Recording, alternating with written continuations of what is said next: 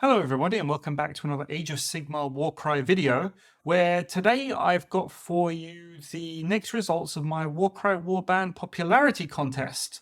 The Iron Golems and the Seraphon won week 3, so we're going to be doing some list building for them, and we're going to be checking out what people are playing, and also seeing if there's anything interesting that I can produce off of the back of that. Now, before I start, there's one thing that you may notice. I'm not wearing any headphones today. I only just realized recently, actually, that my stream cam has a microphone built into it. So this is something that I'm testing out for this video. If you guys afterwards could do me a really big favor and let me know if this is something that you prefer, if you think the sound quality is better for you, yeah, let me know. If you like it, we'll continue going on into the medium term, just until I can get a proper sound setup up and running. But if not, and you prefer how it was before, yeah, we'll go back to the headphones and we'll never speak about it again. So yeah, if that's something that you can do for me, it'd be incredibly useful and much appreciated. But without further ado, let's get going. Okay then, so our Group 3 winner was Iron Golems. Iron Golems are one of the 6 original Warcry warbands that were released for version 1. If you take a look at the fighters themselves, all around they are actually fairly solid. They've got decent toughness, they've got decent damage going on. Their movement's 4, which is around about average, and they're not awesomely expensive either. So I think that you can definitely make a decent warband out of Iron Golems. It may take you a couple of boxes because there are some more obviously better fighters than others. But yeah, I think all around they're pretty good. The problem I find with them is their abilities. Their abilities are really nothing to write home about. They've got nothing super special in there. And Onslaught is probably Iron Golem's best ability because they've got the damage and they've got the attacks and they can really just do more with that. They've got nothing really flavorful in their ability set, and that's really, I think, they are let down slightly. But if you're looking for a team of just all-round good fighters, you can definitely do a lot worse than Iron Golems.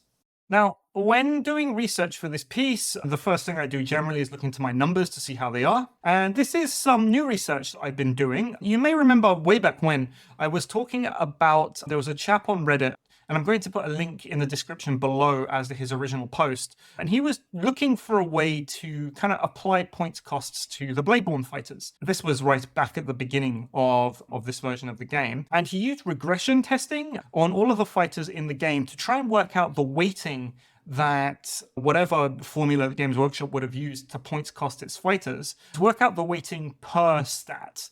And he came up with some very interesting results in there. I'll let you read that for yourselves because ultimately there's only so much maths that I can throw at people before they completely disengage. But I've been using that recently to try and work out which, not the best fighters, but the most points efficient fighters in terms of the stats that they bring forward. And I've got these two figures and these two charts I've managed to pull out from the data. The first one, the one at the back, essentially uses my points per effective damage value that we've seen many times before to work out the damage efficiency of a fighter. And it uses that with the percentage difference from the actual points cost of the fighter and what the regression testing based on the stats alone says the fighter should cost.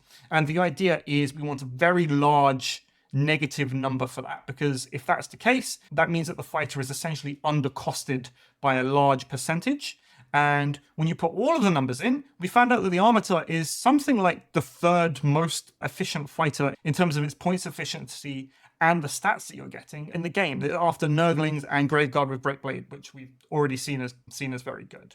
Some other interesting fighters that you might see then are the Paladin with Star Soul Mace and the Annihilator with Meteoric Hammer. We've seen it in the Calthea Zandai Thick Boy Cardio list. Use Annihilators with Meteoric Hammer to very good effect. So I think that what I'm doing is still very early days, but looking at the Armator might be a good place to start when checking out Iron Golems themselves. I've done a similar thing for the defensive stats.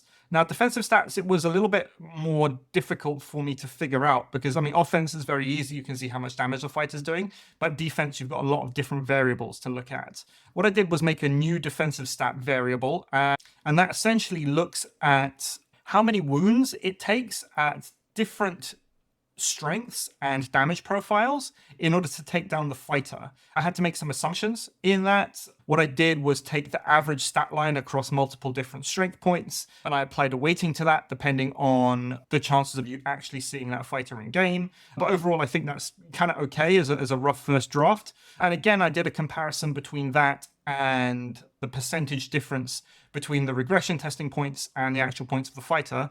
And again, what we see here, past Nurglings, Plague Ridden, things like that, you see the Armator, which is fairly high up on the rankings.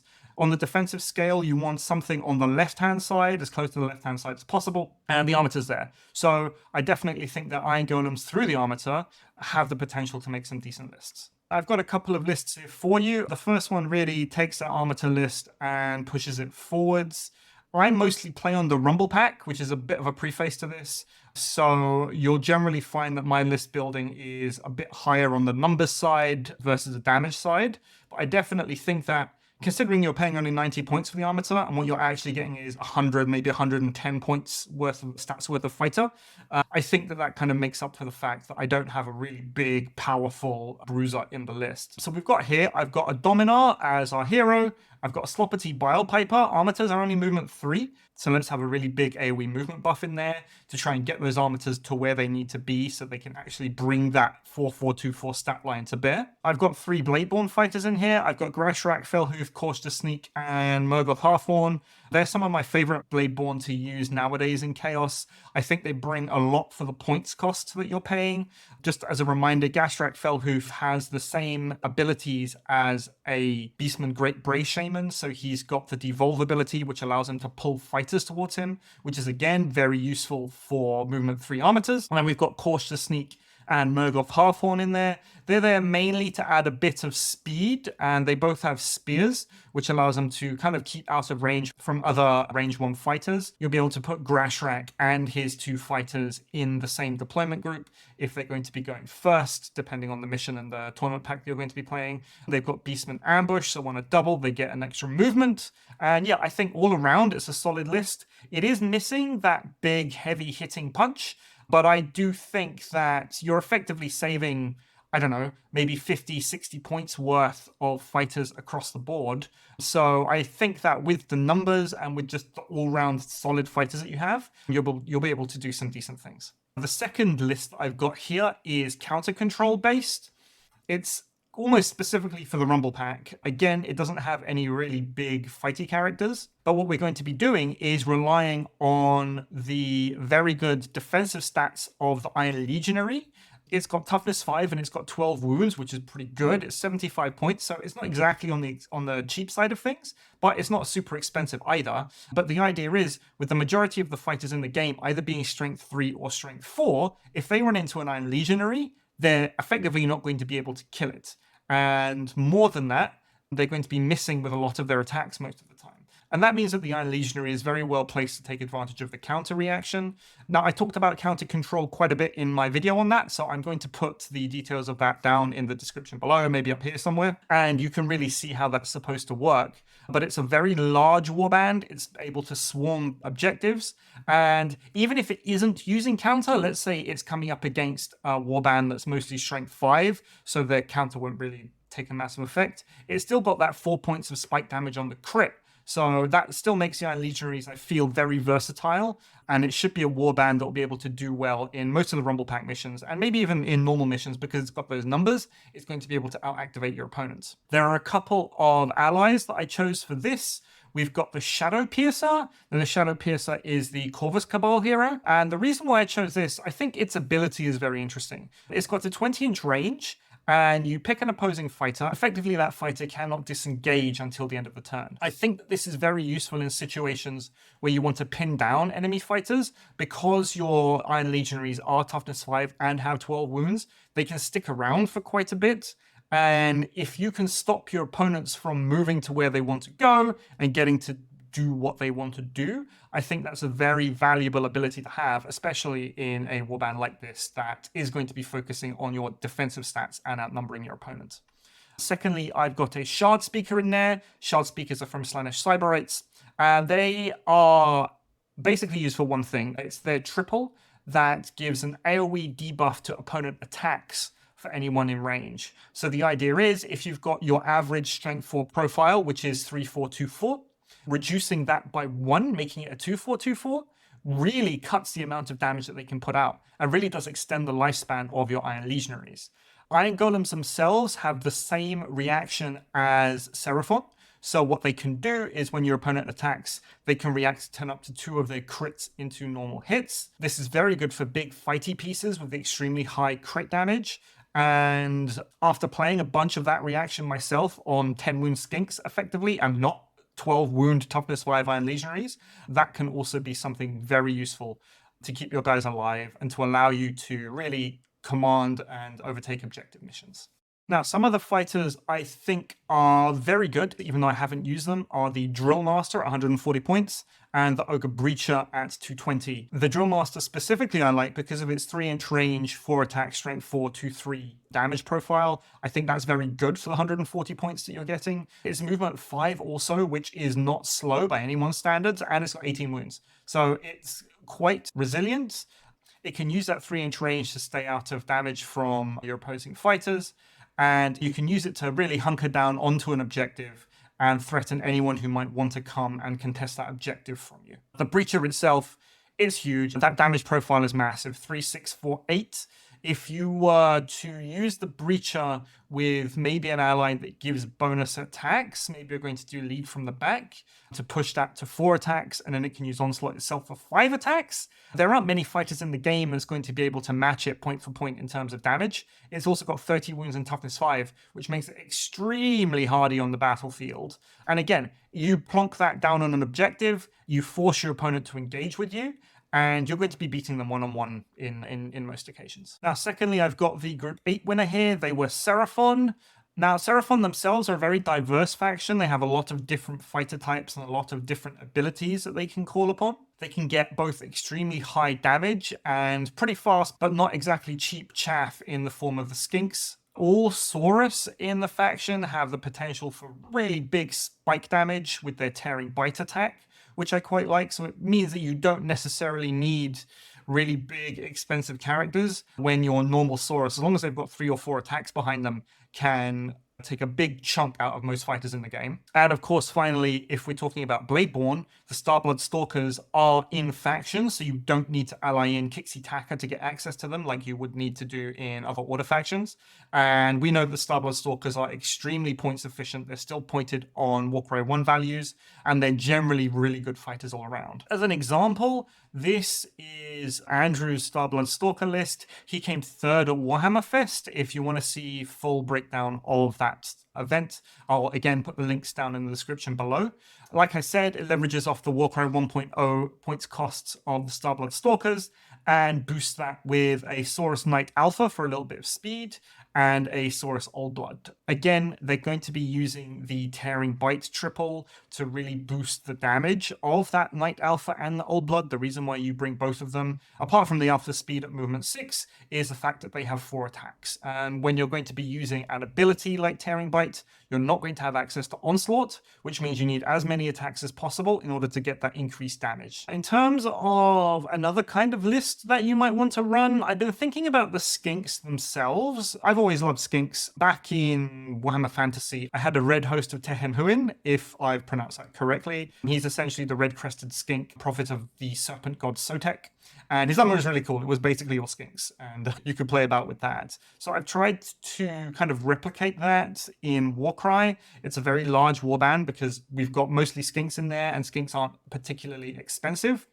It's using an Aether Chemist. Now, that Aether Chemist, of course, has Fight for Profit, which will be able to boost the amount of attacks that your Starblood Stalker fighters are pushing out. Itself, with its 6-inch flamethrower attack, it becomes 8 shots if it's in range of an objective. And also the Salamander. The Salamander only has 2 shots, but a very good damage profile. But if you can boost that to 4 shots, suddenly you've got a Salamander shooting twice at 4 shots, plus any doubles you can throw into your skink handlers to make them shoot again. So it's really a very good force multiplier for this kind of list with not weak shooting, but low number of shots, but with decent damage. The list itself is very fast. all of your skinks are going to be moving at least movement 6. To Pathel there from the Starblood Stalkers, he has a double. If he's outside of 12 inch of visible enemy fighter, he gets a free move, so that allows him on the first turn to get across the battlefield to any objectives or anywhere he needs to get to. And then on top of that, you've got the Skink Priests, Tide of Serpents, and like I said, the Skink Handlers. All of their abilities are doubles, so they're not going to be competing for your triple dice that you want to throw into the Aether Chemist. Also, Kixie Taka, the Diviner, his triple is pretty good. It gives a very large toughness and movement boost bubble if you need to use it. And I like the idea that this warband has different abilities that it can use at different levels of dice. So it's got doubles it can use, it's got triples it can use. There's nothing really competing on each dice level. You just decide what you want to do for that turn, if it's going to be fight for profit or it's going to be salamanders or whatever you want, and you can stick to that. And I think it will be very versatile for that. It's deceptively sticky because all of those skinks have the Seraphon reaction, which I've talked about already. So the ability to turn up to 2 crits into hits. If your opponent is swinging at you with something like a 1-3 or a 1-4 damage profile, and those 1-4s suddenly turn into 1-1s, even the 8 wounds, the 10 wounds of your skinks, they're going to last a lot longer than you would think they would just by looking at their stat line alone. Okay, that's it from me for today. Thank you very much for watching. I hope these mini list reviews have been interesting for you guys. We're going to be carrying on next week with round 4. We'll see how they're going. It looks like Unmade doing pretty well, so I think that could be pretty exciting for me to really check them out, because Unmade aren't really a warband that I've done all that much list building for myself. Like I said at the beginning, it's been a bit of a test for me for the sound setup. So again, if you like it and you prefer it to what I was doing before, please let me know. And yeah, maybe it's something that I'll continue going forward into the next content that I do. I would also like to thank everybody for continuing to vote on the little competition that we've been going through. I've noticed that week on week, we're seeing an increased amount of people taking part and making your views heard. And we're getting more and more votes every time that I come to do one of the roundup videos. So that's pretty exciting for me. It shows that people are really engaging with what I'm putting out. So yeah, I'd like to thank everybody who's participated in that. And if you keep on voting, I'll keep on making the videos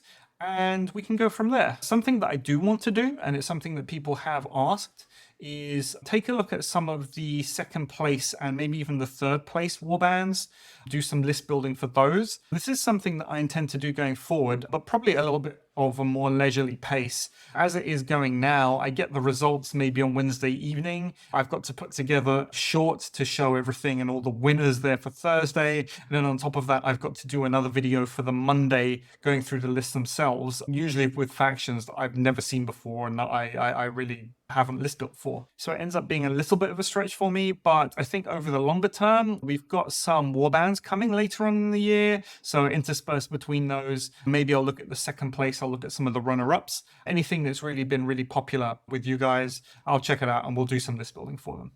And yeah, that's it. That's it from me for today. As always, if you like what you see, please don't forget to like and subscribe. And let me know down in the comments section below what you think about these lists. If you've got really cool Iron Golem or Seraphon lists that you would like to share, or maybe perhaps you've been playing with some of the other lists I've been doing in this series and you want to give some feedback on those, that'd be really cool to listen to also. But yeah, that's it. That's it from me for today, and I will see you next time.